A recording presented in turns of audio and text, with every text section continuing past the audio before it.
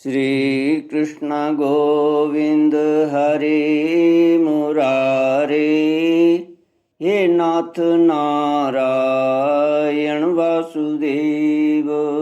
श्री कृष्ण गोविंद हरे मुरारे, हे नाथ नारायण वासुदेव। ओम नमो भगवते वासुदेवाय।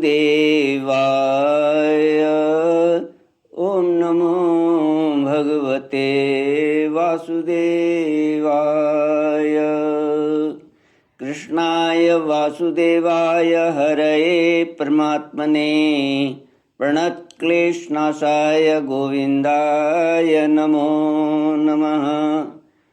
सच्चिदानन्दरूपाय विश्वोत्पत्त्यादिहेतवे तापत्रयविनाशाय श्रीकृष्णाय वयं नमः। सच्चित आनंद स्वरूप परमात्मा जो सृष्टि के उत्पत्ति, पालन और संहार करता है तथा जीवों के आध्यात्मिक, आदि दैविक, आदि भौतिक तापों को नष्ट करने वाले हैं, अर्थात जीवों के मानसिक, शारीरिक और भौतिक दुखों को दूर करने वाले हैं, उन श्री कृष्ण भगवान को हम नमस्कार करते हैं। श्री कृष्ण गोविंद हरे मुरारे, हे नाथ नारायण वासुदेव। श्रीमद्भागवत अष्टम स्कंद अथ पंचदशोऽध्यायः। राजोवाच बले पदत्रयं भूमेः कस्माद्धरीरयाचत भूतेश्वर कृपणवद् लब्धार्थोऽपि बबन्ध तम् एतद्वेदितुमिच्छामो महत्कौतूहलं हि नः यज्ञेश्वरस्य पूर्णस्य वंदनम चाप्यनागसः। राजा बलि की स्वर्ग पर विजय। राजा परीक्षित ने पूछा, भगवान श्री हरि स्वयं ही सबके स्वामी हैं, फिर उन्होंने दीनहीन की भांति राजा बलि से 3 पग पृथ्वी क्यों मांगी, तथा जो कुछ वे चाहते थे वह मिल जाने पर भी उन्होंने बलि को बांधा क्यों। मेरे हृदय में इस बात का बड़ा कौतूहल है कि स्वयं परिपूर्ण यज्ञेश्वर भगवान के द्वारा याचना और निरपराध का बंधन, ये दोनों ही कैसे संभव हुए, हम लोग यह जानना चाहते हैं। श्री कृष्ण गोविंद हरि मुरारी, हे नाथ नारायण वासुदेव। श्री सुखदेव जी ने कहा, परीक्षित, जब इंद्र ने बलि को पराजित करके उनकी संपत्ति छीन ली और उनके प्राण भी ले लिए, तब भृगुनंदन शुक्राचार्य ने उन्हें अपनी संजीवनी विद्या से जीवित कर दिया। इस पर शुक्राचार्य जी के शिष्य महात्मा बलि ने अपना सर्वस्व उनके चरणों पर चढ़ा दिया और वे तन मन से गुरु जी के साथ ही समस्त भृगुवंशी ब्राह्मणों की सेवा करने लगे। इससे प्रभावशाली भृगुवंशी ब्राह्मण उन पर बहुत प्रसन्न हुए। उन्होंने स्वर्ग पर विजय प्राप्त करने की इच्छा वाले बलि का महाभिषेक की विधि से अभिषेक करके उनसे विश्वजित नाम का यज्ञ कराया। यज्ञ की विधि से हविष्यों के द्वारा जब अग्नि देवता की पूजा की गई, तब यज्ञ कुंड में से सोने की चद्दर से मढ़ा हुआ एक बड़ा सुंदर रथ निकला। फिर इंद्र के घोड़ों जैसे हरे रंग के घोड़े और सिंह के चिन्ह से युक्त रथ पर लगाने की ध्वजा निकली।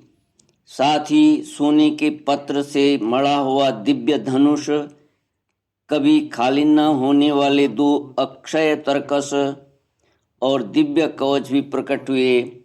दादा प्रहलाद जी ने उन्हें एक ऐसी माला दी जिसके फूल कभी कुमलाते न थे तथा शुक्राचार्य ने एक शंख दिया।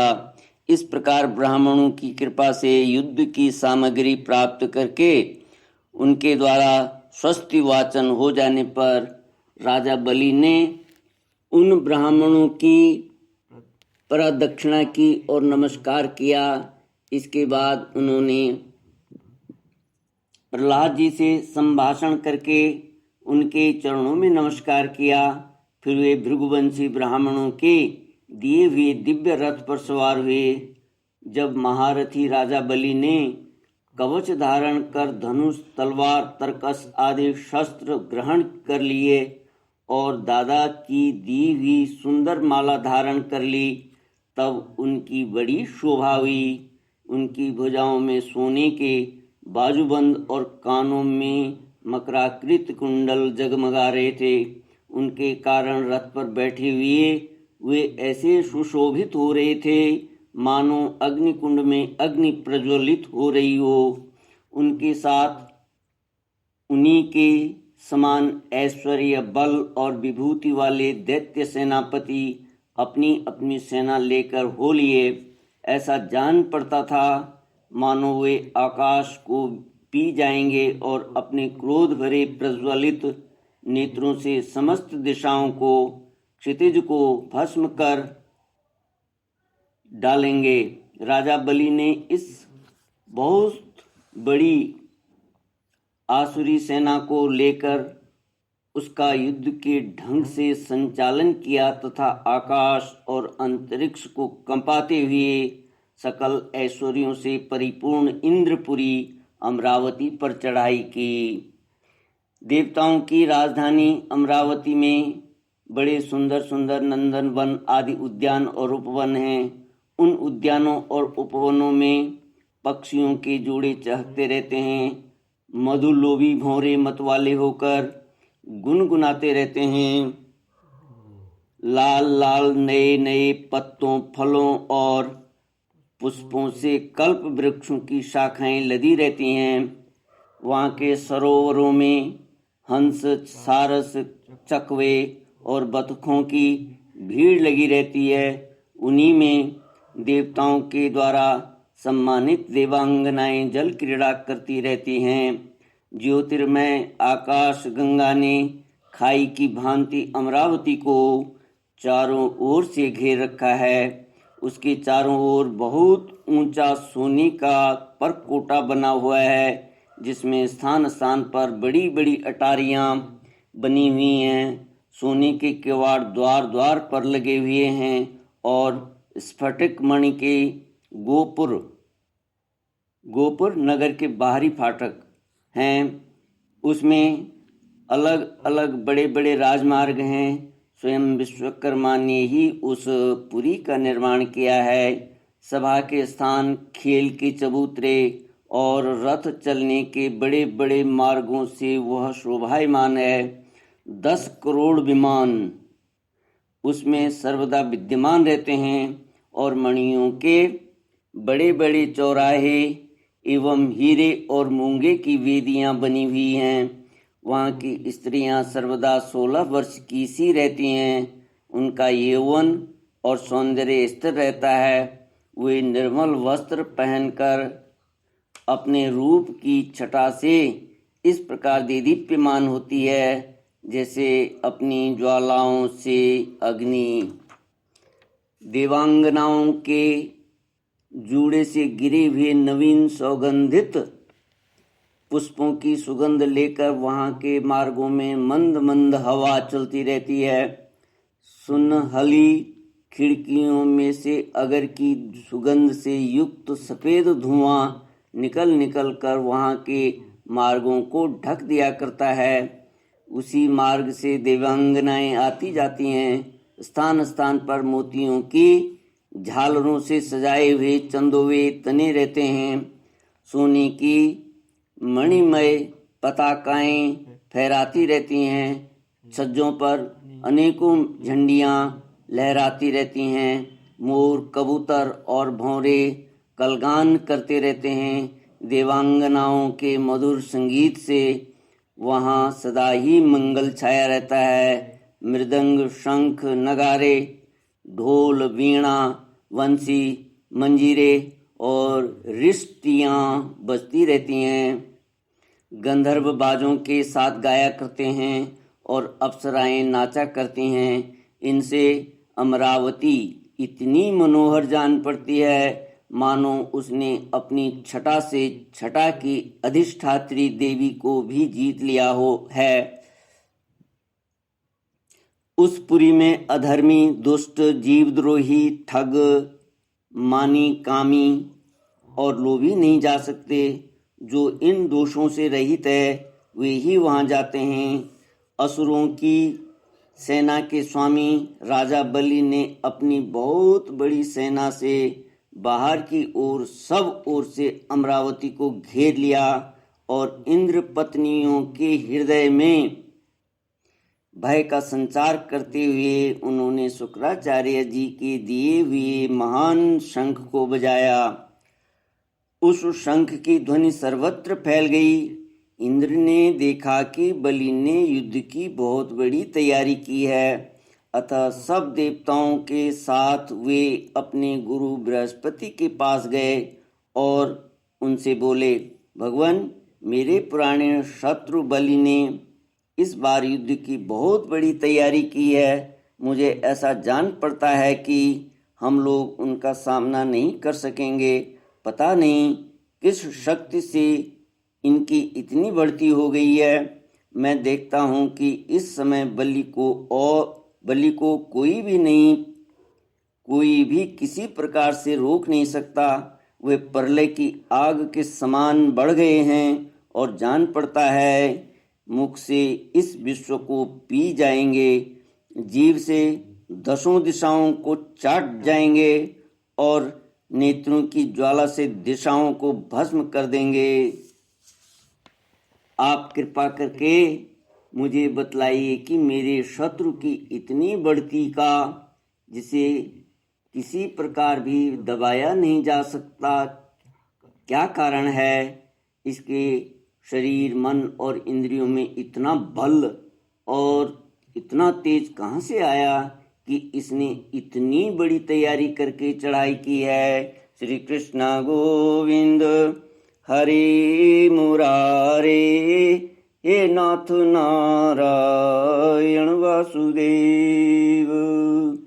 देवगुरु बृहस्पति जी ने कहा, इंद्र, मैं तुम्हारे शत्रु की बलि की उन्नति का कारण जानता हूँ। ब्रह्मवादी भृगुवंशियों ने अपने शिष्य बलि को महान तेज देकर शक्तियों का खजाना बना दिया है।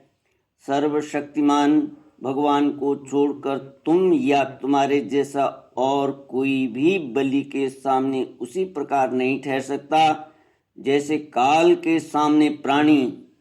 इसलिए तुम लोग स्वर्ग को छोड़कर कहीं छिप जाओ और उस समय की प्रतीक्षा करो जब तुम्हारे शत्रु का भाग्य चक्र पलटे।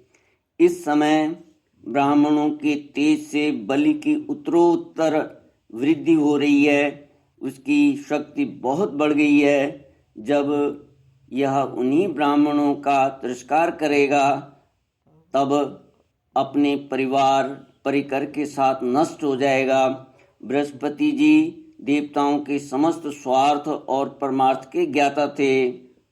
उन्होंने जब इस प्रकार देवताओं को सलाह दी तब वे स्वेच्छानुसार रूप धारण करके स्वर्ग छोड़कर चले गए।